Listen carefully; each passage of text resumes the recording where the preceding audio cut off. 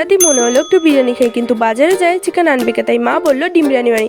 ডিম বিরিয়ানির জন্য প্রথমে আমি আলু আর ডিমকে সেদ্ধ করতে দিয়ে দিলাম। বিরিয়ানির চালকে 10 মিনিট ভিজিয়ে রেখে ফুটন্ত জলের মধ্যে গরম মশলা, লবণ ও তেল দিয়ে সেই চালকেও দিয়ে দিলাম।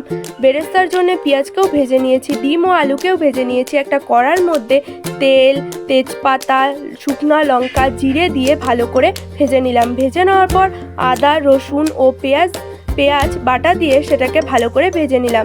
ভেজে নেওয়ার পর সেখানে আমি হলুদ, লবণ, জিরে গুঁড়ো, লঙ্কা কুচি, টমেটো কুচি দিয়ে ভালো করে কষে নিলাম। সেই কষানো মশলার মধ্যে জল দিয়ে ভালো করে কষে নিলাম। কষে নেওয়ার পর সেখানে আমি ডিম ও আলুকেও দিয়ে দিলাম। ডিম ও আলুকে দেওয়ার পর একটু ভালো করে কষে নিয়ে নামিয়ে নিলাম।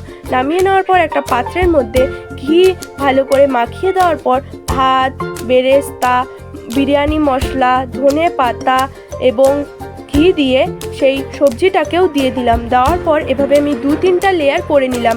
একটা পাত্রের মধ্যে সেটাকে আমি ভালো করে গরম করে নিয়ে সেই বিরিয়ানির হাঁড়িটাকে আমি দিয়ে দিলাম।